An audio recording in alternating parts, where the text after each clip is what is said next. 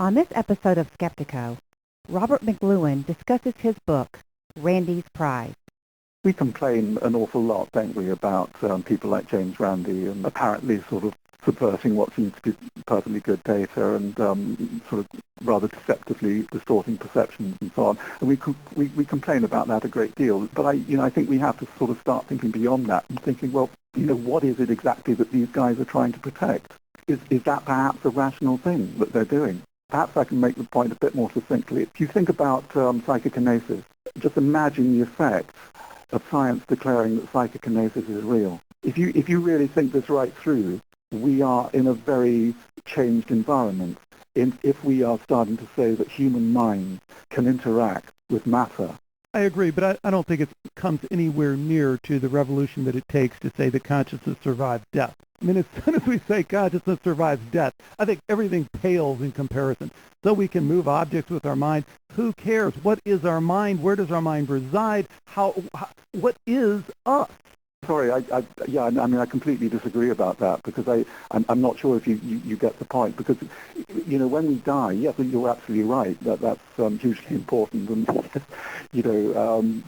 huge implications for us as individuals. But the fact is, we don't really know until we die whether that's going to happen or not, and it's not actually making a huge difference to human society. But it will make a huge difference to human society if we think that some people can hex other people or interfere with the brakes when they're driving, that sort of thing.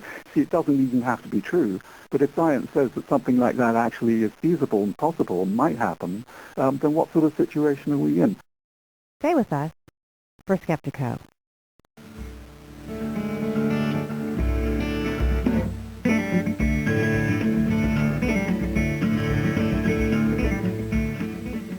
Welcome to Skeptico, where we explore controversial science with leading researchers, thinkers, and their critics. I'm your host, Alex Sakaris, and on this episode of Skeptico, we're going to take a look at the skeptical movement and the skeptical community, which in some ways we talk about a lot on Skeptico, but in other ways we never really look at the skeptical community in whole, and in particular some of the key figures like James Randi. We really don't do that very much. We talk around about the issues. But today we're going to step back from that a little bit with the author of a new book entitled Randy's Prize. And while Rob McLuhan's book really has a broader scope than just James Randi, it really gets to this issue of the role the skeptical community has played and maybe some of the reasons behind it. Here's my interview with Rob McLuhan. Robert McLuhan is an Oxford-trained freelance journalist who's authored Randy's Prize: What Skeptics Say About the Paranormal, Why They're Wrong, and Why It Matters. Robert, welcome to Skeptico. Thanks, Alex. I'm glad to be here. Well, I'm glad you're here, too. Thanks for joining me. You've written an interesting book here that really goes way beyond James Randi and sets out the whole argument for paranormal effects like psi and near-death experience and so many of the things that we've talked so much about here on Skeptico. So let's start by talking about the argument that supports the claim for the paranormal and why the gravitational pull of orthodoxy, as you say, means that all those claims might not matter anyway. What is the argument for the paranormal? I mean, what I was trying to say there, I came up with this term rational gravity, and by that I meant the sort of pull, the pull of orthodoxy. It's a psychological process. We're used to the world working in certain ways. That's our everyday reality. And when something comes along that doesn't fit with that reality, then I suspect there's a psychological process that kicks in. In many cases, not in all, but some people will unconsciously find some way of resolving the dilemma posed by this apparent anomaly. And in the process of doing that, they will come up with all sorts of explanations. And having arrived at explanations of, what's happened or what somebody's claimed, no matter how speculative it may be, they will feel that the whole matter's been resolved successfully and they don't have to think about it anymore. And I think that that's a process that one sees going on quite a lot in the skeptical community. Right, because you think the evidence that you lay out in the book is actually quite strong, at least in some areas, right? Well, I do, yes. I think how one responds to it is very much a question of temperament. Take something like telepathy. Personally, I'm not particularly fazed by the idea. It doesn't bother me. It doesn't frighten me. I'm intrigued about it, curious about it, but I don't automatically think that something like that is impossible and could never happen. I want to see evidence of it. But I think there are people who find something like that really pretty difficult to deal with. And that's absolutely fair enough. I mean, you think about, people messing with your head. That's the ultimate schizophrenic, paranoid nightmare. So, of course, some people are going to be upset by that and try and explain it away. But ultimately, I see this in terms of a sort of in the same terms as I see politics. I think that people identify with different positions, different points of view, according to their temperament, their background perhaps, the circumstances they're in. All of these things shape their attitudes to political ideas, ideologies, and at the bottom, it's a sense of what kind of world do we want this to be? What kind of world do I want to live in? What is it that makes me feel comfortable? And then trying to make that world come about. And I see the same process happening in this argument with psychic phenomena. Some people accept it and go with it, and others resist it. I think that's so true, but I think most people would find that utterly unbelievable, remarkable, fantastic to even comprehend, because we all walk into this thinking, hey, science doesn't work like that. Oh, I know politics works like that, but science doesn't work like that. And that's what I thought was one of the intriguing things about your book and about the approach, but it almost starts at second base with this idea that skepticism is a part of science, And I had the most interesting interview a while back. I don't know if you caught it, but it was with Dr. Peter Bancel, who's the guy who's worked on the Global Consciousness Project, and he's from France. And he really kind of changed my whole view on this thing when he said, I don't really see science as being about skepticism at all. Science is about asking questions and asking the best questions you can. If those questions happen to be skeptical in nature, fine, but it's really not about skepticism. And that skepticism is really about this idea, like you were saying, about winning votes in the court of public opinion, and that somehow co-opted our notion that is really what science is. And so I wonder how that ties back to what you're saying.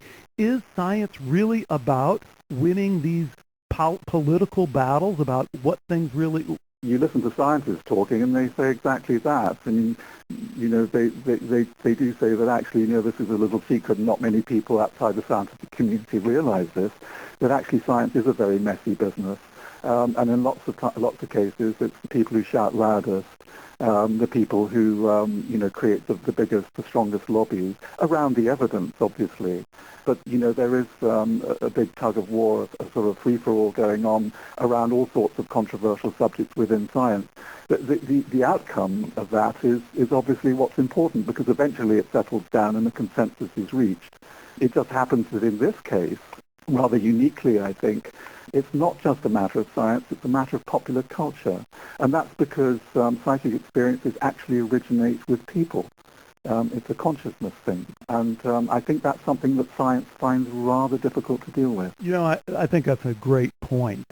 And I wonder if that's the other little dirty secret in science, or the part that isn't publicly discussed, and that's that science is totally immersed in our culture and in these culture war issues that keep rising to the surface. And one of the things that really kind of gets to me is when we kind of paper that over and we say, no, science is above that, science is different.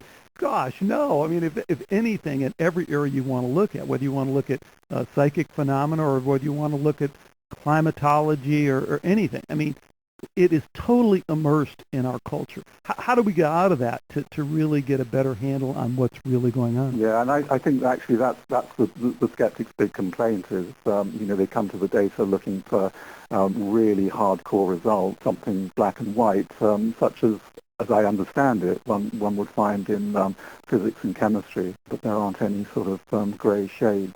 But of course, psi is, as a result of consciousness, is right at the other end of the spectrum. It's at the end of an enormously complex chain of biological events.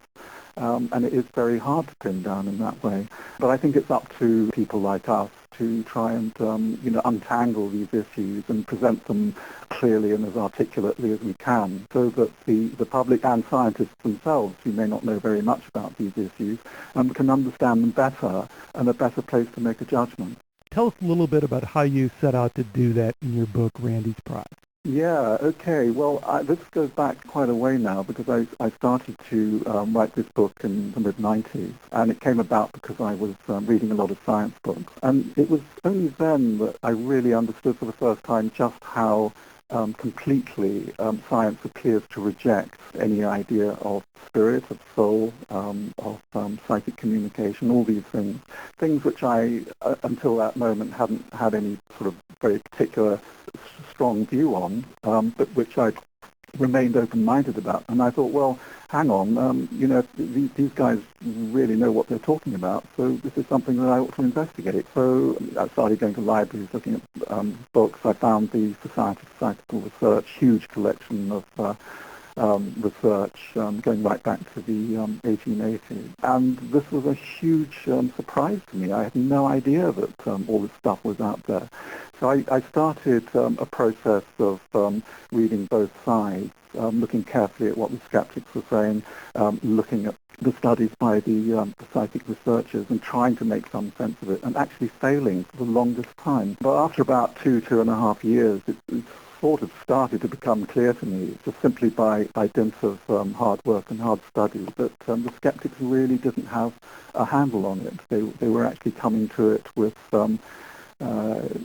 with speculations rather than actual research. The analogy that I drew in the last episode, and it really was similar to you, in that, after banging on it for the longest time, it kind of struck me, it's really apologetics.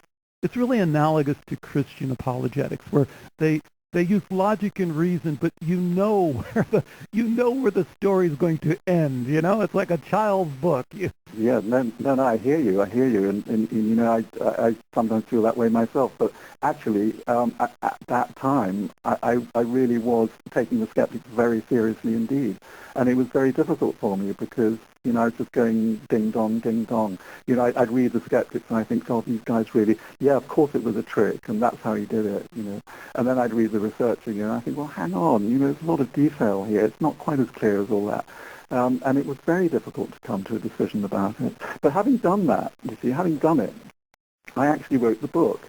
I did actually get an agent, a literary agent, and he hawked it around, and nobody was interested, so that was pretty much the end of that. But when I thought about it, I thought, well, what I've done is I've written a study of psychic research, of parapsychology. But who cares? Because parapsychology is not accepted as a serious scientific subject. That book will only ever appeal to people who know something about these issues, and probably my knowledge about it is not going to add very much to theirs. So really I've been wasting my time. And then I thought, well, what is the job here? It's to try to find some way of getting across the complexity of this problem to a wider public, to explain to them that the reason the paranormal is so controversial, and there are all sorts of reasons, and to try to make them understand, the psychological issues and the social issues, as well as the scientific issues. And then I thought, well, really the best way to do this is to try and present it as my own journey, just to go back in time and write an account of how I, compared the two sides together, and make my thinking as transparent as possible, so that people can see my reasoning. They can see why. First of all, I thought the skeptics really had it nailed, and then I wasn't so sure. And then finally, I understood where the truth lay. And I thought that if one could try to do that, then hopefully it might become a little bit clearer. Did it become any clearer for you in terms of what the real journey is about? Because I think one of the most fascinating parts of the whole situation that we're in with regard to this science, this breakthrough science of consciousness and what it might mean, is the social phenomena. It really isn't about, and we both have been saying this during this interview from the very beginning, the deeper I get into it, the more and more I realize it's really not about the data. It's really not about the evidence. It's really about all these other influences